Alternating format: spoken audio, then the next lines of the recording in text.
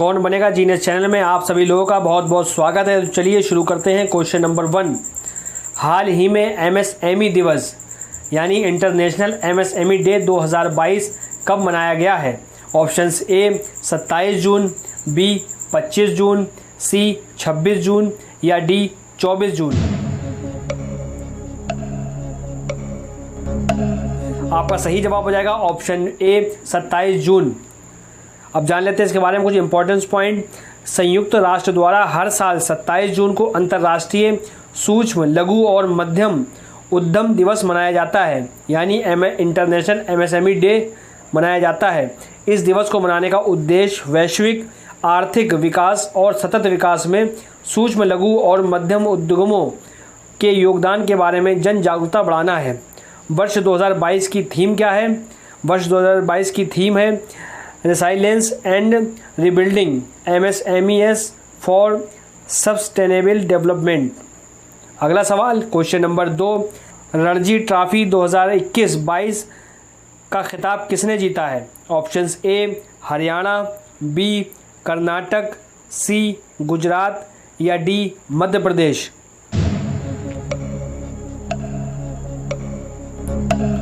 आपका सही जवाब हो जाएगा ऑप्शन डी मध्य प्रदेश। अब जान लेते हैं उसके बारे में इंपॉर्टेंस पॉइंट।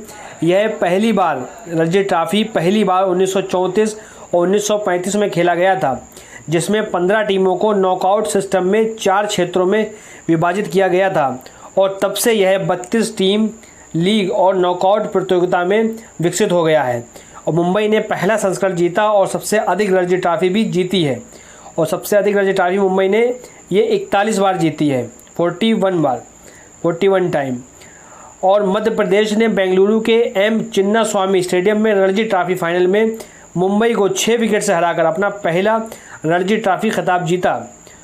दूसरा, मुंबई के सरफराज खान को रणजी ट्रॉफी 2022 में उनके 982 रन के लिए मैन ऑफ द टूर्नामेंट चुना गया है।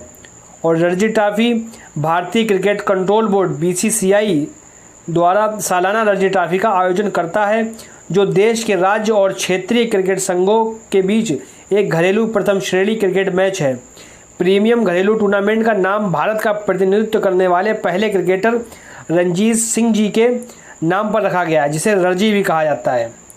अगला सवाल क्वेश्चन नंबर 3, किस देश के सुप्रीम कोर्ट ने 50 साल पुराने कानून को पलटते हुए गर्भपात के संवैधानिक अधिकार को समाप्त कर दिया है?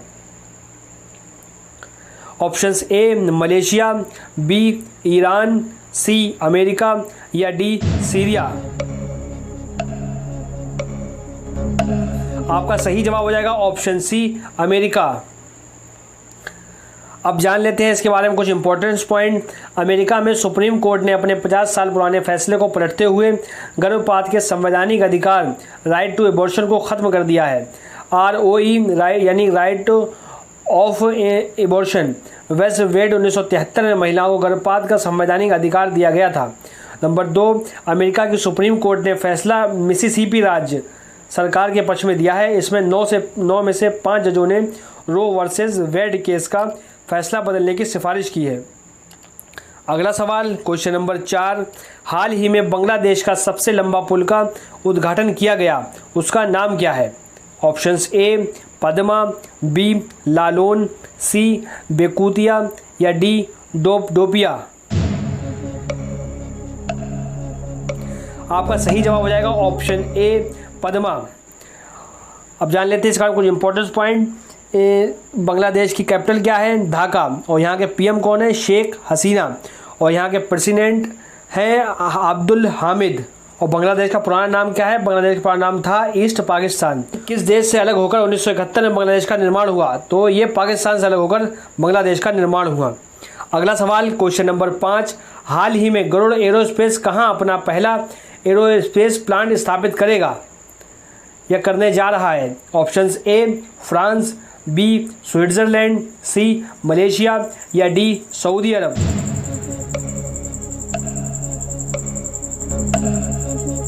आपका सही जवाब हो जाएगा ऑप्शन सी मलेशिया में। अब जान लेते हैं इसका कुछ इंपॉर्टेंट पॉइंट। मलेशिया में अपना पहला एरोस्पेस प्लांट स्थापित करने के लिए गरुड़ एरोस्पेस ने मलेशियाई ड्रोन समाधान प्रदाता हिलसे ग्लोबल और हिलसे ड्रोन के साथ भागीदारी की है। ये दो कंपनियां हैं, हिलसो ग्लोबल और हिलसे ड्रोन, इनके साथ भागीदारी की है और संयंत्र का नाम हिलसे गरुड़ एयरोस्पेस प्लांट होगा। और 2.42 हेक्टेयर 2.42 यानी कि 2.42 हेक्टेयर में फैले इस संयंत्र की स्थापना 115 करोड़ रुपए के निवेश से की जाएगी। इसका उद्देश्य पूरे क्षेत्र में स्थित सरकारी और निजी दोनों क्षेत्रों में ड्रोन की अत्याधुनिक तकनीक पहुंचाना है। और यह चेन्नई स्थित drone MA service DAAS startup company है, जिसे जयप्रकाश द्वारा 2015 में स्थापित किया गया था। स्टार्टअप 30 प्रकार के ड्रोन का डिज़ाइन और निर्माण करता है, यानी ये कंपनी 30 तरह के ड्रोन के डिज़ाइन का निर्माण करेगी। अगला सवाल क्वेश्चन नंबर 6, चर्चा में रही मुख्यमंत्री बाल गोपाल योजना का संबंध किस राज्य से है? Options A Uttar Pradesh, B Rajasthan, C Madhya Pradesh या D बिहार। आपका सही जवाब हो जाएगा ऑप्शन B राजस्थान।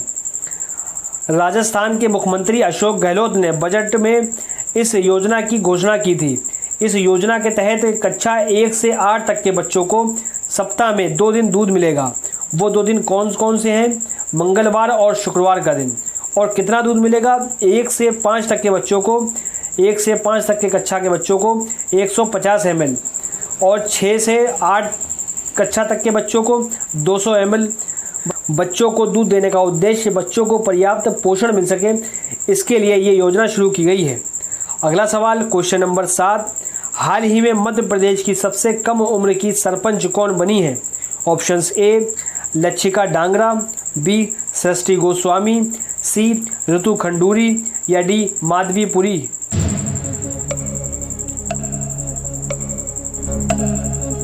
आपका सही जवाब हो जाएगा ऑप्शन A लच्छिका डांगरा। जी हाँ, लच्छिका डांगरा ये सबसे कम उम्र की सरपंच बनी है। अगला सवाल क्वेश्चन नंबर 8, जून 2022 में संयुक्त राष्ट्र महासागर सम्मेलन 2022 का आयोजन कहाँ शुरू हुआ? Options A Poland, B Greece, C Mexico या D Portugal.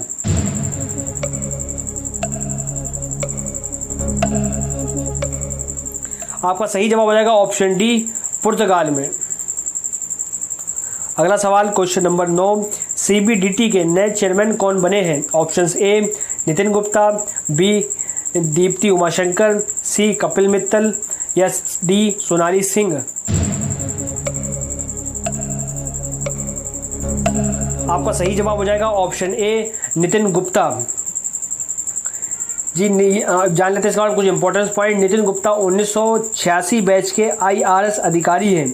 Way competition commission of India के DG के रूप में काम कर चुके हैं और CBDT वित्त मंत्रालय में राजस्व विभाग का एक हिस्सा है। और CBDT भारत में डायरेक्ट टैक्स की नीतियों और योजनाओं के लिए आवश्यक इनपुट्स देता है। यह आयकर विभाग के माध्यम से डायरेक्ट टैक्स कानूनों के प्रशासन के लिए जिम्मेदार है। CBDT को राजस्व बोर्ड अधिनियम 1963 से अधिकार प्राप्त है। अगला सवाल क्वेश्चन नंबर 10, हरियाणा सरकार के द्वारा कितने खिलाड़ियों को भीम पुरस्कार से सम्मानित किया गया है? ऑप्शंस A 60, B 52, C 62 या D 70 खिलाड़ियों को। आपका सही जवाब हो जाएगा ऑप्शन B 52 खिलाड़ियों को। अभी जान लेते हैं इस बारे में कुछ इंपॉर्टेंस पॉइंट। हरियाणा के राज्यपाल बंडारू दत्तात्रेय ने 52 खिलाड़ियों को भीम पुरस्कार से पुरस्कृत किया। यह पुरस्कार खिलाड़ियों को इस स्पोर्ट्स में उनके योगदान के लिए दिया गया है। प्रत्येक खिलाड़ी को 5 लाख रुपए, भीम मूर्ति, टाई, ब्लेजर और प्रशस्ति पत्र से पुरस्कृत किया गया है। इन खिलाड़ियों को 5,000 रुपये प्रति माह मानदेय के रूप में भी दिया जाएगा।